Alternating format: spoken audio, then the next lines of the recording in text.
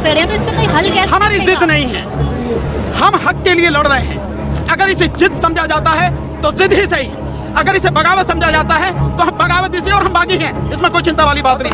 सिर्फ सरकार अड़ी सरकार बोल रही है ना कि कुछ चीजें जो आपको पसंद नहीं है वो हटा दी जाएगी। कैसे हटा देंगे आप बताइए? तो आप लोग पूरा कानून ही हटाइए, तो ऐसे मैम उसमें है ही नहीं हटाने के लिए कुछ भी, ये पूरा कानून ही हटेगा, बिना हटे इसमें कुछ नहीं होने वाला। अब मैं आपको समझाता हूँ, शायद आपको समझ में आ जाएगा।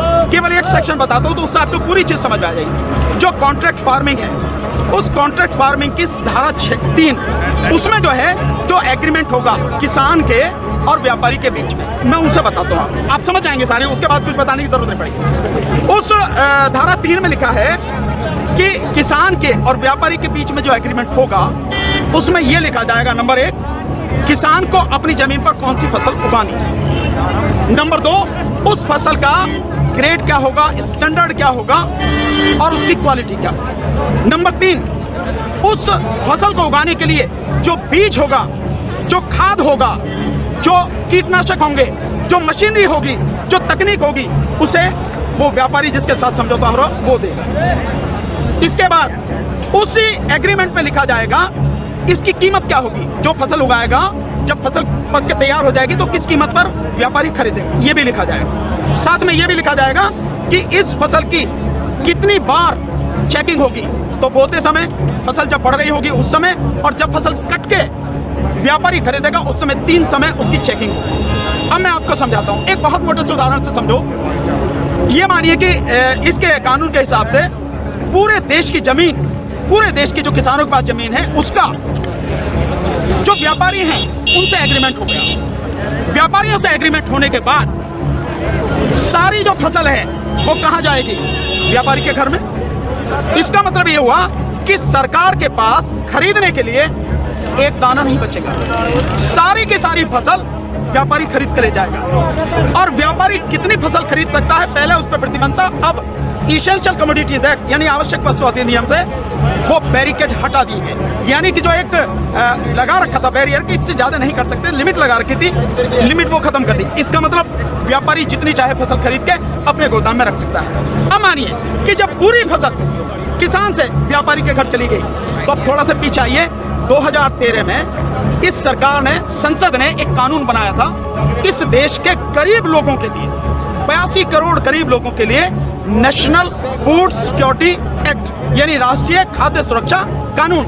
उसके तहत 82 करोड़ लोगों को 3 रुपए किलो चावल, 2 रुपए किलो गेहूं और 1 रुपए किलो मोटा अनाज देना था। अब मैं आपसे सवाल पूछता हूं, अब समझें आप कुछ, जब सारा अनाज व्यापारियों के पास चला गया, सरकार के पास कुछ नहीं है, तो सरकार इन 82 करोड़ लोगों को कहां से अनाज लाएगी, पहले तो ये बताओ। इसका मतलब जो 82 करोड़ गरीब, जो 82 करोड़ गरीब सरकारी मदद पर निर्भर था वो खत्म हो गया। मतलब आप कह रहे हैं कि किसानों के खिलाफ बिल है, किसानों की भलाई की बात कर रहे हैं, पर किसानों के खिलाफ लोग समझ रहे हैं नहीं, ये पूरे देश के खिलाफ है। 82 करोड़ गरीब खत्म, देश में 5 लाख जो राशन की दुकानें हैं खत्म, 5 लाख राशन की दुकानों में कुछ रोजगार भी मिलता होगा खत्म। अब इसके बाद आप आ जाइए कि जब किसान को सारी चीजें, जो खाद भी है, बीज भी है, कीटनाशक भी है, मशीनरी भी है, तकनीक भी है, वो व्यापारी जिससे समझौता हुआ वही देगा। तो जो व्यापारी ये काम करते हैं, कोई खाद बेचता है, कोई बीज बेचता है, कोई मशीन बेचता है, कोई जो पेस्टिसाइड बेचता है, वो व्यापारी खत्म। तो आपने व्यापारी खत्म कर दिए, गरीब मजदूर खत्म कर दिए, और किसान को आपने बंधक बना दिया, मजदूर बना दिया, गुलाम बना दिया। कैसे? अब मैं बताता हूँ। जब किसान की जमीन पर एग्रीमेंट हो गया तो किसान चाहकर भी अपनी जमीन से एक भुट्टा, माना मक्का बोई हुई है, मक्का से एक भुट्टा तोड़ के नहीं खा सकता। आज की तारीख में तो जाओ, मक्का से एक नहीं 10, 20, 50 जितने भुट्टे तोड़ के खाने खाओ, खूब सेक के, है नहीं है, रिश्तेदारों को भी ले जाओ। साथ में गन्ना अगर बो रखा है, एक गन्ना नहीं खा सकता। क्यों? क्योंकि व्यापारी से समझौता है। अगर एक गन्ना टूट लिया तो फिर उसके बाद में व्यापारी लड़ते रहो आप SDM के यहाँ, ADM के यहाँ, हो गया ना। मतलब यह है कि अपनी ही जमीन पर मैं अपने लिए, अपने बच्चों के लिए अगर मन करता है, जो फसल मैंने उगाई है, मेरी मेहनत की फसल है, उसमें से एक दाना नहीं ले सकता। ऐसे कानून का क्या करूंगा मैं? और इस कानून ने व्यापारी खत्म कर दिया, इस कानून ने मजदूर खत्म कर दिया, और साथ में जो किसान है, किसान को इतनी भी मोहलत नहीं दी गई। आज की तारीख में तो किसान किसी भी जगह से दूर से जाके यहाँ से ठीक नहीं मिला तो वहाँ से ले ले, वहाँ नहीं मिला तो वहाँ से ले ले, यहाँ से कम में मिला तो यहाँ से ले ले।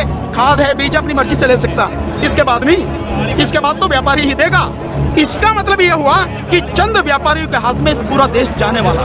और जब व्यापारी के साथ में समझौता हो गया तो कोई बैंक भी किसान को लोन नहीं देगा, कोई भी बैंक। इसका मतलब ये हुआ कि अगर उससे पैसा चाहिए किससे लेगा? एक ही रास्ता बचा, उस व्यापारी से। तो सरकार कहती है ना कि जमीन नहीं जाएगी, ऐसे जाएगी जमीन। उसी व्यापारी से जब वो कर्जा लेगा, धीरे धीरे कर्जा बढ़ता चला जाएगा, और कर्जा बढ़ता चला जाएगा, व्यापारी का ब्याज बढ़ता चला जाएगा। लिहाजा जो किसान है अपनी ही जमीन उसी व्यापारी को बेचने पर मजबूर हो जाएगा। अब थोड़ा सा पीछे जाओ, आपको लेके जाता हूँ। 1947 से पहले क्या था? इस देश में जो साहूकार होते थे वो ऐसे ही करते थे, किसान को ब्याज दिया, और वो ब्याज का मतलब पैसा दिया, वो पैसे पे इतना ब्याज, ब्याज पर ब्याज, ब्याज पर ब्याज, किसान की पीढ़ियां गुजर जाती थी, कर्जा नहीं उतरता था, और सारी जमीन जो साहूकार के यहाँ पे चली जाती। मदर इंडिया, यही मदर इंडिया देखो, और नए उसमें देखो धर्मेंद्र जी की गुलामी देखो आप। और अगर पढ़ना हो तो गोदान पढ़ो, मुंशी प्रेमचंद जी का, ये सारी चीजें बन जाते हैं। बिल्कुल भाई, पहले वो अपनी ही जमीन पर बंधुआ मजदूर बनेगा, उसके बाद में अपनी ही जमीन पर गुलाम बन जाएगा। ये है इस कानून का परिणाम जो आगे तक नजर आता है। तो सरकार ये इसलिए ये कानून पूरे देश को तबाह करने वाला। अब एक चीज और है, उसे भी बता दो। जो मध्यम वर्ग के लोग जो आज रोटी खा रहे हैं, जब व्यापारी सारा अनाज अपने गोदामों में बंद कर लेगा तो वो जो आज उसने लिया जिस दाम पे, उससे 6 गुना, 7 गुना, 8 गुना दाम पर बेचेगा। तो जो मध्यम वर्ग के लोग जो घरों में बैठे हैं, अगर उनको बाहर आना चाहिए इस आंदोलन में, उनको आज जो अनाज या आटा 20 रुपए से 25 रुपए 30 रुपए किलो मिल रहा है, वही इस कानून के लागू होने के बाद वो आटा, वो अनाज उन्हें 5 से 6 गुना दाम पर मिलेगा। 100 रुपए, 125 रुपए, 150 रुपए किलो मिलेगा। तो असर किस पे पड़ेगा? एक भी व्यक्ति बचेगा नहीं जिस पर इस कानून का असर न पड़े। इसीलिए मैं कहता हूं कि ये किसानों के विरोध में नहीं है, देश को तबाह और बर्बाद करने वाला कानून।